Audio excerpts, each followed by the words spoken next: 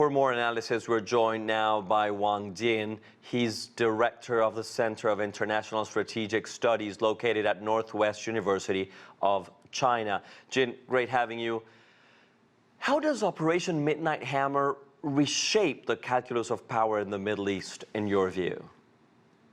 I think it's a new beginning because actually, during the past more than 10 years, United States has not directly involved into many major wars. Although there was some conflict, but the United States involvement is very limited.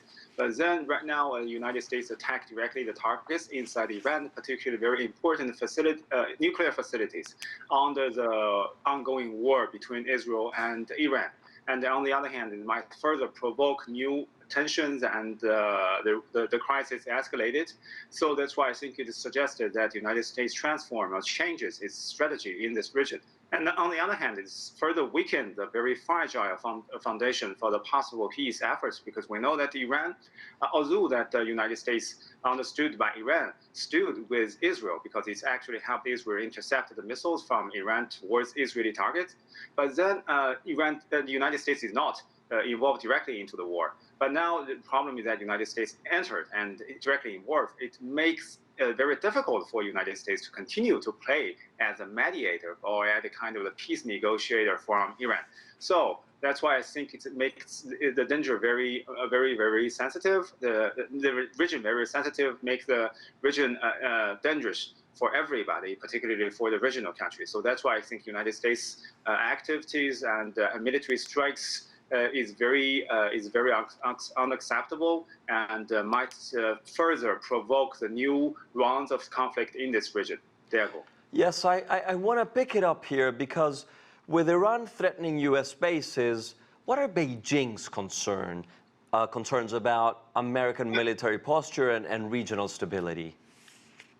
I think Beijing's concern is very closely monitored, or closely worried, because as we say that the United States now directly involved, and China really concerned about, okay, what could be the consequential results, the consequential reactions of the regional countries, particularly from Iran.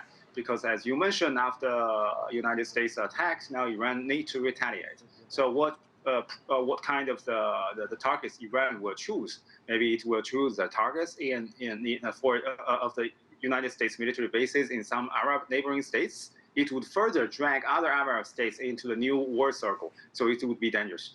Would Iran maybe just sail off the Hormuz Strait? It will, endanger all the kind of the energy route, transporting route near for example, near the Gulf Arab states, near the oil supplying states. So that's why it's also be dangerous.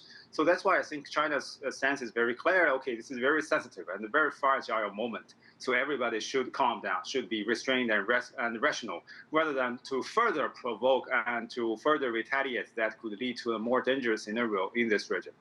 And Beijing has rejected U.S. strikes as violating international law. How should Asian countries view China's diplomatic role in this crisis, Jin? I think there is a lot of countries might expect that China should or could do something more or play the bigger role. While I think it's a little bit difficult right now, because on the one hand, China cannot determine what happened. China has no direct influence towards either Iran or Israel or United States, because there's a war ongoing between or among these three states. And China cannot determine, okay, whether or not you should stop the war or whether or not you should de-escalate the tension. China can play the very, very important role just by the way of persuading or sending messages or trying to establish the kind of a communication channel. But this should be worked all together with the regional countries, not just by China alone, because we do not have that kind of capabilities. And on the other hand, China, I think, has already shown our best, for example, on the United Nations mechanism and on many other multilateral mechanisms, or even, China before Chinese president and the Russian president Vladimir Putin had a phone call discussion about what is going on in this region, and Chinese foreign minister Wang Jin also called with the ministers from Iran and Israel. So China has already tried our best, but again, we hope that the region could go back to peace as early as possible, and China would continue to contribute our efforts from the very positive way to pacify the tension altogether with the regional countries as well as international community.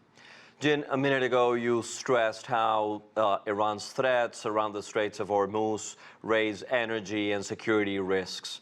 I'd like to dig a little deeper to see how China is preparing for this scenario.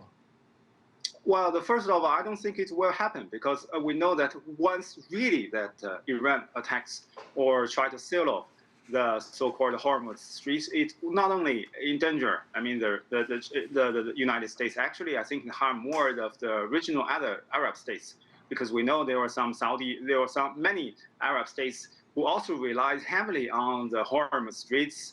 For example, Saudi Arabia, Oman, or Kuwait, Qatar, Bahrain, and the Emirates, and even including Iraq. So when we are talking about these countries, they also concerned about what happened once the strait is sealed off. It might, Iran would distance these countries to the side of Israel, because right now the Arab states led by Saudi Arabia, they are standing closer to Iran. They condemned the strikes from Israel and the United States against the target inside Iran. So once Iran really do that, it will distance their friends, but then set up new enemies. I don't think Iran will do that. But once they really did, I think it is a very crucial time. It does not mean that Iran wants war. I think it's just a way that Iran wants interception, peaceful interception from international community. So that's why I think China will contribute more to help that. Wang Jin, thank you so much. Thank you for your insights.